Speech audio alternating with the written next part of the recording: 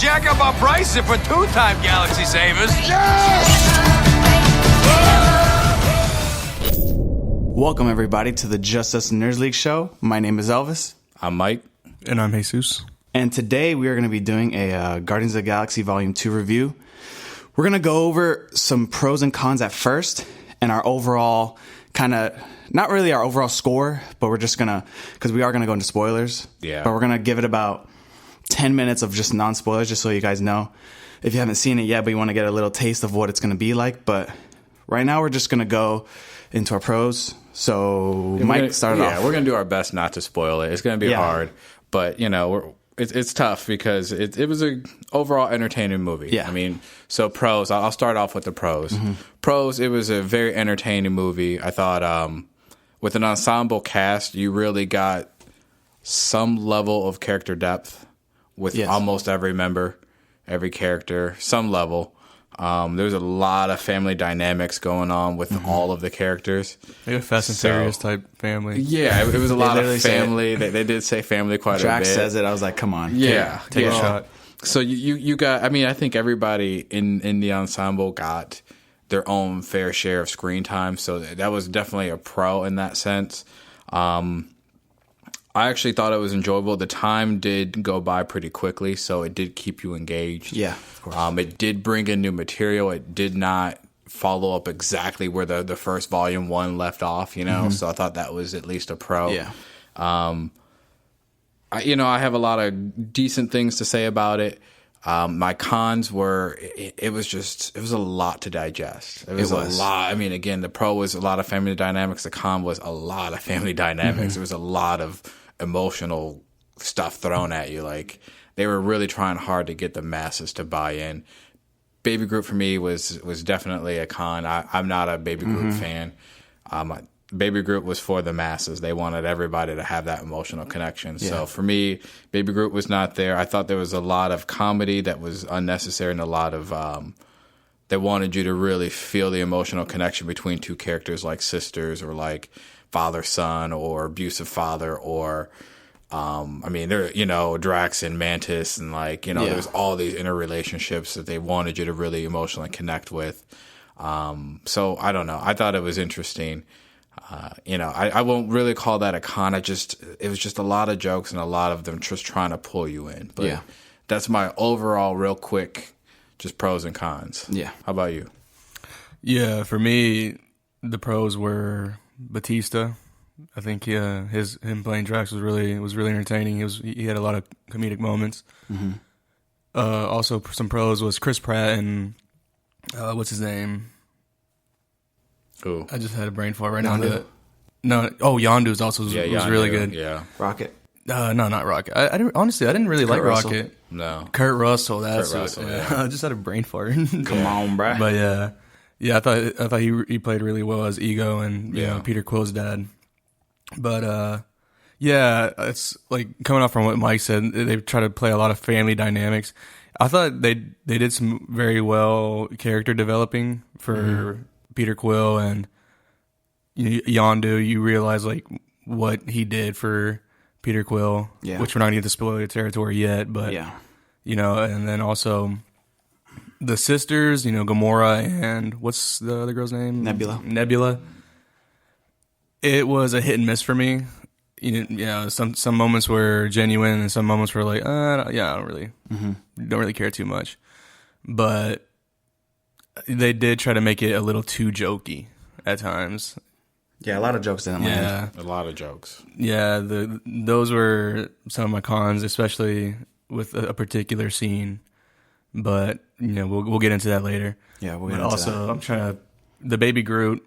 It was a hit and miss for me. Also, I thought it had some really good comedic moments, and then other parts they were just trying to put it right in your face, like, "Oh, look, here's Baby Groot, laugh," and all that stuff. And that right there was a hit and miss. The overall story, I mean, there were a little bit of pacing issues for me. There are times where I was like sitting in the movie and I'm just thinking, okay, is this going to go anywhere? Like, what's happening? And then finally, like towards the end, that's when everything starts to take place. Like, you see what's happening and all that stuff. And yeah, I mean, those are some of my pros and cons. But what about you, Elvis? My pros definitely out of the entire movie, I would say Yondu was my favorite part of the movie. I don't know about you guys, Yeah, I but can see that. I feel like he was the most developed character in this movie. You see where he comes from because you don't know that much about him in the first Guardians of the Galaxy, but this one you see where he's at. You see that like his team, Don't go into spoilers. yeah, okay, yeah, that's true. Should we? Yeah, okay. Not yet. Not yet. But I'll say, of course, Yondu was definitely a pro for me. Chris Pratt, obviously, like he still has that great comedic timing. Like his jokes, for the most part, landed. Some cons were, I would definitely say Baby Groot. Baby Groot just did not land like right off the bat. Where it starts with when he connects the cables, that little I want to see the fight. I remember even looking at you, Mike. did. I was like, okay, they're dragging it out, like he's just dancing around, and it's just like they were trying to play off the whole Chris Pratt Star-Lord when he went to that cave in the first one, when he was dancing, grabbing the rats, and I'm like, that was a little bit better because you see him moving and getting closer to something, and this one was just like, look at Baby Groot, it's a little tree. Is it just me? I didn't really like the soundtrack either for this The movie. soundtrack did not land. Yeah. There were some good songs. Yeah. I did like some of them, and I was like, oh, some of these songs are really good. They went a little bit more funk with this one. Yeah, And then some of them were like, oh, that wasn't even a good funk song back in its heyday, you know? Yeah. Yeah. A lot of the cons were like definitely the villain. It still continues. It's not stopping. MCU movies, their villains, they just don't care about them. Tell me what was the point of the gold people, the Sovereign? Yeah. They literally, just because, they stole the batteries. That's all they cared about. Don't go into spoilers yet. Let's just go into spoilers. Yeah, let's just go into spoilers. All right. Might as well. So just I'm tired of let's cock pause teasing for a everybody. minute, just so everybody's aware. If you haven't seen the movie, now's the time. Wait, Yeah. let's rate it real quick. Let's do a quick rating so people know where we're going with it. For me, I definitely thought it was a wait for DVD, wait for Blu-ray. Yeah, it was definitely. I did not have to watch this movie. Okay. If you love the first Guardians and you're like feeling a little iffy, then maybe just go watch. I would say the least, go watch it maybe a week after.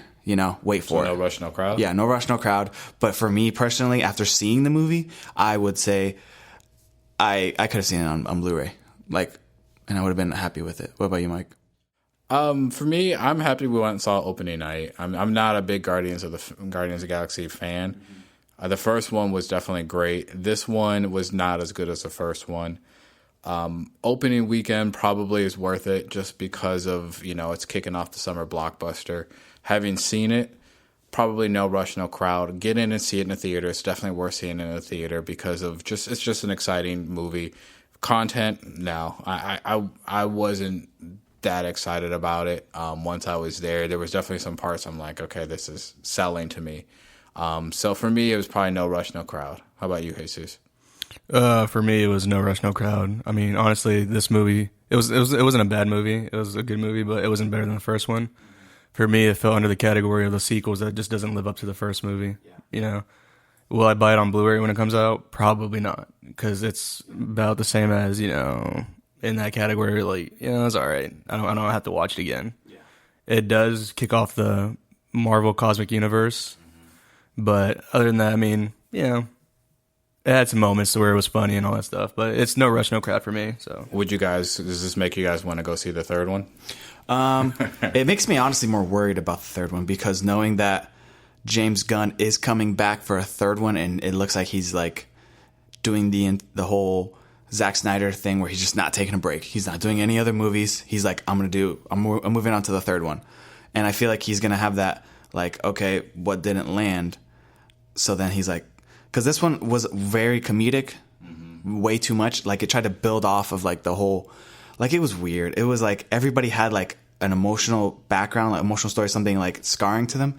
But then they a lot of it was just joking around. And I'm like, I want to see a little bit deeper. But it does make me want to see the third one. And it doesn't also. Because it is MCU. Third one's not going to be terrible. I think we can all agree on that. Yeah, it'll probably be mid-range. Maybe, it's definitely worth seeing. Let's see what happens. Let's see how the development, see who returns, who they add. So it does depend. What about you? Well, I mean, I was looking at James Gunn's record, his body of work, And really, all he has his claim to fame is, Dawn of the Dead, which was a good movie, and that was almost 20 years ago. Mm-hmm. Well, more like 15. And then 13 Ghosts, which was really good. Other than that, really, this is all he has. So for him to immerse himself in that, I get it now. Writer, director, this is what he's doing. So, I guess I'll go see the third one just to keep in the realm of what they're seeing, but I don't have high expectations for it. Yeah. I don't see them. I think that was a really good point. He's going to learn what hit, what missed. Yeah. Hopefully he doesn't just play off of what hit, and I think it's going to be Baby Groot hit. And hopefully they don't do teenage Baby Groot, or who the heck knows where they're going to go with I think they are. I know, and that's the sad part. Baby Groot hit. That whole first scene where it was like all this action's happening, and Elvis said this during the movie.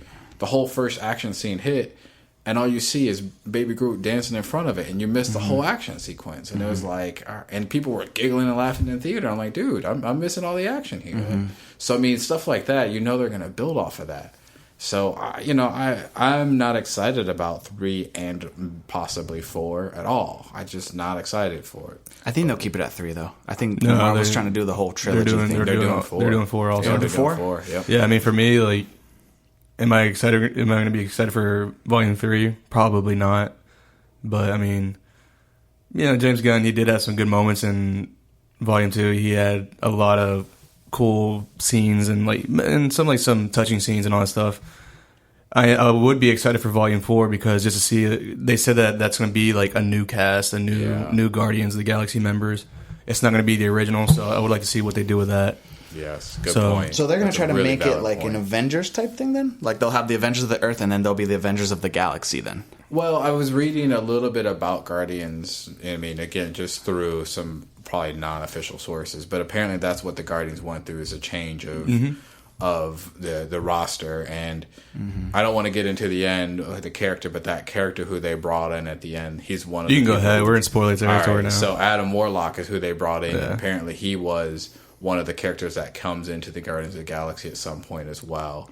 But it's like the Avengers. There's all these teams in Marvel, of course, and he kind of floats in and out of Guardians as well as Avengers, and they all float in and out. I'm pretty sure they all joined Fantastic Four at some point. That's a joke, obviously, but of course. I could get excited for Volume 3 once I see the Guardians again in Infinity War. If they have an integral part in that movie, I could get excited. But other than that. For Volume 3, not really. Yeah. But you would have to think they would, because Drax's only purpose is to kill Thanos, right? So, they would have to bring at least him into this. And with now, Star-Lord's, he's no longer half God, so how would he even, if he can't even hold an Infinity Stone, how would most of them... He's still half God. No, he loses his powers. He loses his power, yeah. Yeah, when Ego died, he lost his powers. Really? So at that point, how would he even I just don't, and that's what I think is interesting. That's one of the things I wrote as a positive is what it really did well was it was a great standalone movie. It didn't play into the universe at all. It was a good standalone movie. It didn't just pick up where the last one left off. It didn't leave you as a cliffhanger. It was a great standalone movie in itself. That's a pro, and it didn't also build into the universe. So. I'll give it that credit. It had a good, unexpected villain in Ego. You didn't kind of expect that. You didn't know what to expect with him. Yeah. So it was a good standalone movie. That I didn't know he was going to be a bad guy either. No, but then again, I think to Elvis's point, how many times are you going to see a villain who threatens the whole galaxy? He's this one guy who's going to threaten the whole galaxy and you have to take him down. Yeah, but see, that one thing I thought James Gunn did well was with the emotional moments where that one scene where Kurt Russell's ego is telling Peter Quill, it broke my heart when I had to do that to your mom.